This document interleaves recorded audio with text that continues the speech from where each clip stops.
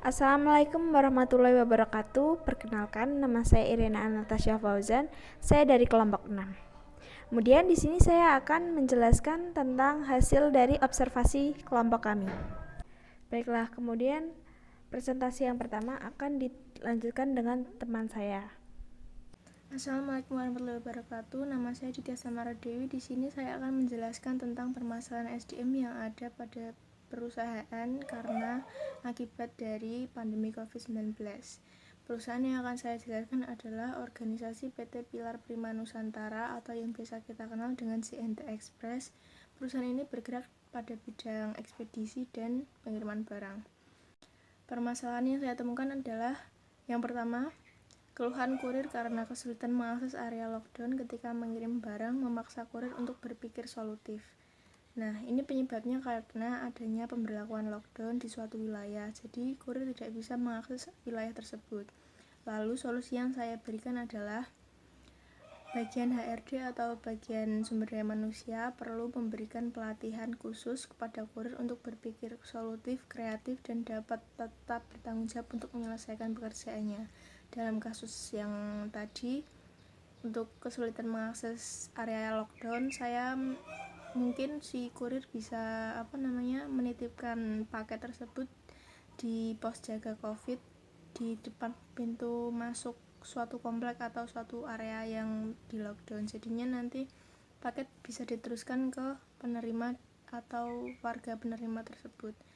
Lalu permasalahan yang kedua yaitu proses perekrutan dan pelatihan karyawan baru di JNT Express yang lebih rumit. Ini disebabkan karena adanya kendala pembatasan sosial dari himbauan pemerintah untuk melakukan pembatasan kegiatan sosial di luar rumah. Jadinya ini agak memberi hambatan untuk pelatihan dan perekrutan yang sedang berlangsung dalam JNT Express. Solusi yang saya berikan adalah untuk melakukan kegiatan perekrutan dan pelatihan seperti interview itu dilakukan secara virtual. Kemudian untuk pelatihan mungkin bisa dilakukan per area. Jadinya di suatu cabang JNT Express itu yang paling dekat dengan domisili pelamar, jadi itu menjadi tempat pelatihan bagi si pelamar. Nah, nanti trainernya datang dari cabang. Soalnya kan biasanya kalau yang tahun kemarin sebelum ada pandemi COVID dari luar Jogja mungkin bisa mengikuti pelatihan training karyawan baru di Jogja. Jadi nanti mungkin bisa si trainer datang ke kantor unit domisili yang paling dekat dengan domisili pelamar. Lalu yang ketiga, masalah SDM adalah hal yang menjadi penyebabnya adalah para petugas yang mungkin melakukan sidak di dalam perjalanan mereka mungkin menganggap bahwa si kurir itu berpotensi membawa virus dan biasanya dilarang untuk memasuki area tersebut dan diimbau untuk putar balik. Nah, solusi yang saya tawarkan adalah manajemen sumber daya manusia pada perusahaan tersebut harus memberikan motivasi untuk menguatkan mental para pekerja dan tetap solutif. Karena kalau nggak begitu mungkin dia akan menghambat pengiriman barang dan mungkin jadi lebih lama atau sebagainya. Nah, mungkin solusinya si kurir itu mungkin wajib membawa surat keterangan sehat atau surat hasil rapid atau swab untuk menjadi bukti kalau dia itu sehat dan tidak terkontaminasi virus. Selain itu mungkin si kurir juga bisa tetap mematuhi protokol kesehatan yang ada sehingga tidak masih tetap menjaga penyebaran virusnya agar tidak menyebar. Lalu yang keempat ada permasalahan banyaknya pelamar yang melamar kerja di JNT Express. Nah, ini penyebabnya karena adanya PHK yang dialami pelamar itu mengalami PHK karena PHK yang dialami oleh si pelamar itu sebelum di perusahaan sebelumnya. Jadi mereka itu adalah korban PHK massal karena adanya pandemi COVID. Jadinya mereka terpaksa mencari kerja lain, salah satunya untuk melamar di CNT ini. Lalu solusi yang saya berikan adalah perusahaan harus tetap merekrut pekerja yang memenuhi kualifikasi saja, jangan semuanya diterima. Jadinya perusahaan bisa memilih yang benar-benar berkualitas dan berdedikasi tinggi, sehingga tidak membuang pendapatan mungkin untuk memberikan upah dan lain-lain karena masih pandemi COVID-19. Lalu yang kelima ada permasalahan tidak adanya tambahan anggaran atau upah pekerja yang melakukan lembur. Nah, ini biasanya penyebabnya karena banyak orang yang berpikiran kalau misalnya sedang terjadi pandemi COVID ini mereka tidak bisa melakukan perjalanan jauh atau mungkin berkunjung ke tempat saudara atau itu mungkin mereka mengakalinya untuk mengirimkan barang atau paket itu untuk saudaranya di luar daerah, sehingga hal ini menyebabkan pengiriman yang overload. Nah, pengiriman yang overload ini mengharuskan para karyawan untuk tetap bekerja lembur, menyelesaikan pengecekan, penyortiran, serta pemrosesan paket tersebut agar dapat segera diantar dan segera diterima oleh si penerima di luar daerah. Nah, namun para koordinator lembur ini tidak diberi upah lembur, tidak diberi upah tambahan. Jadinya mereka itu bekerjanya tuh kayak yang pasrah aja gitu, padahal mereka tuh harusnya tuh dapat bisa mendapatkan hak mereka atas pekerjaan yang mereka kerjakan. Nah, solusinya adalah para bagian SDM itu dapat mengajukan anggaran atau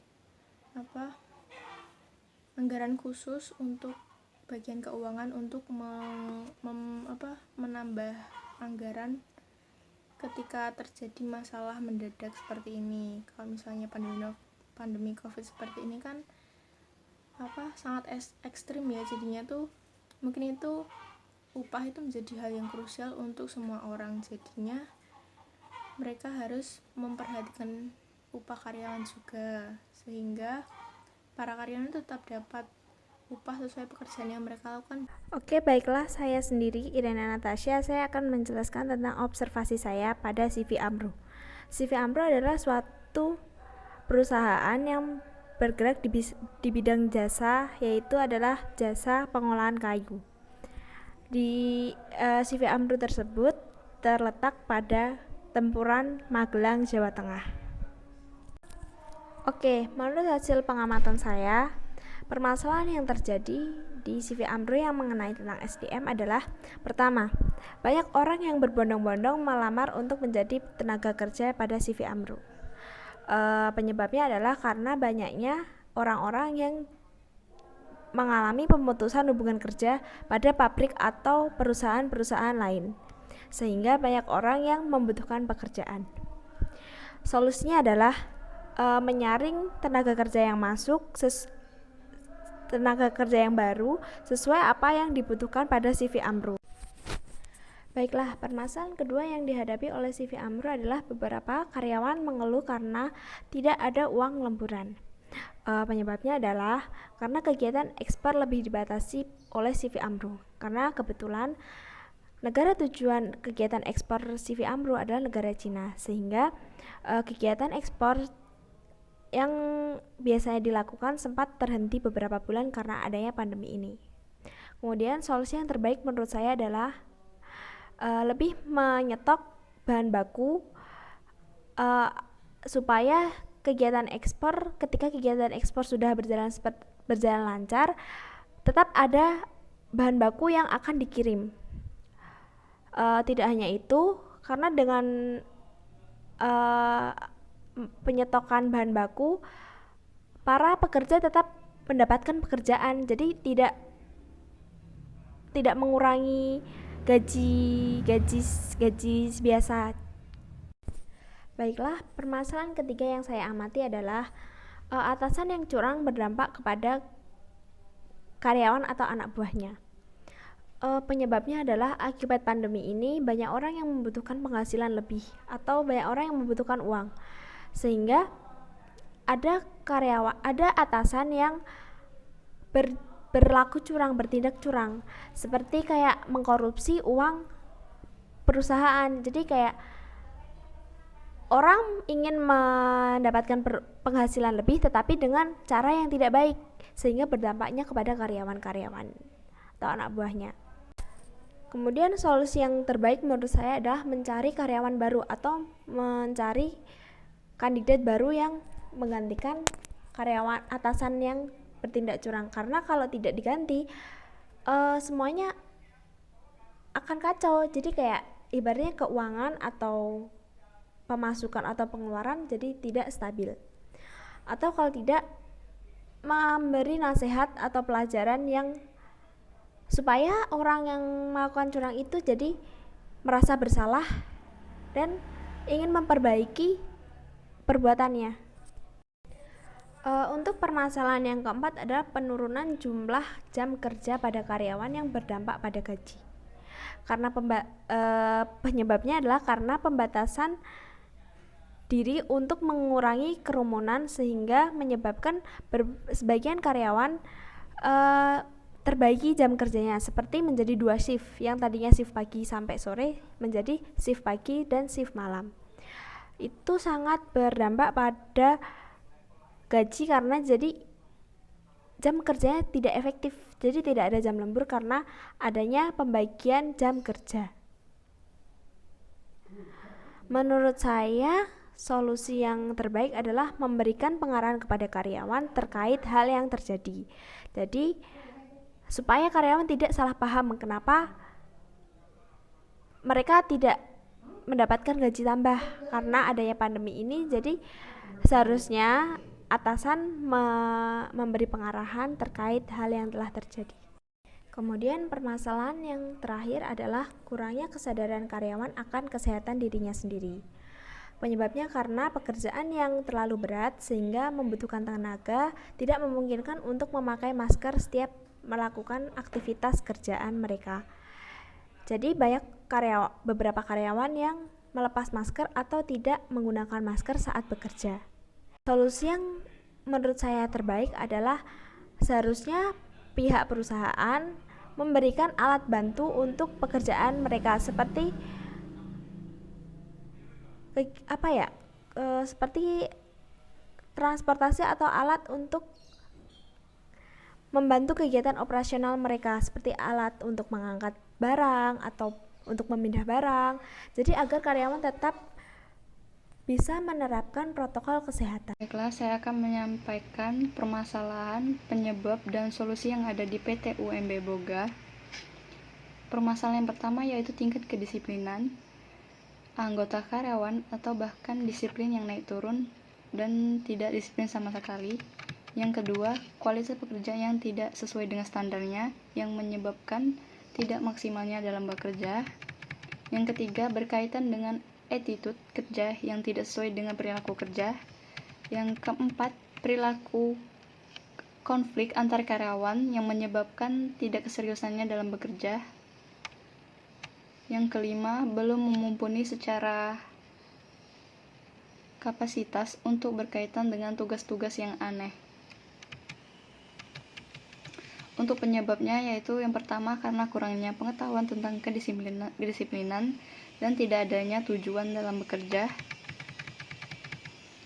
2. Adanya peraturan kerja yang baru atau sistem kerja yang baru sehingga membuat karyawan belum bisa menyesuaikan. Yang ketiga, background pendidikan yang rendah dan latar belakang yang berbeda-beda. Yang keempat, interaksi yang rutin menyebabkan tingkat konflik yang tinggi. Kelima, adanya perubahan sistem kerja yang mengharuskan karyawan untuk menyesuaikan kondisi yang ada seperti saat pandemi. Untuk solusinya yaitu yang pertama, melakukan pendekatan transaksional atau pendekatan secara langsung dan bisa berupa itu teguran, bahkan itu SP1, SP2, dan SP3. Yang kedua, mulai tingkatkan bertahap dengan cara pelatihan dan terkait dengan kompetensi mereka dan bagaimana mereka bisa sesuai dengan harapan yang diinginkan. Kemudian yang ketiga, dengan meningkatkan pengetahuan dan wawasan kepada karyawan untuk perilaku kerja yang harus dilakukan dengan baik, misalnya dengan atasan maupun bawahan, bahkan dengan konsumer. Yang keempat, memberikan wawasan kepada karyawan bahwasanya pekerjaan itu harus sesuai dengan target masing-masing yang harus dipahami. Yang kelima, melakukan pelatihan yang sesuai dengan yang dibutuhkan di UMB Boga tanpa mengurangi anggota karyawan dan melakukan evaluasi, controlling, dan training yang memposisikan pekerjaan yang sesuai dengan yang dibutuhkan. Baiklah, bagian rekomendasi yang pertama itu sangat berdampak pada kegiatan operasional suatu perusahaan atau organisasi.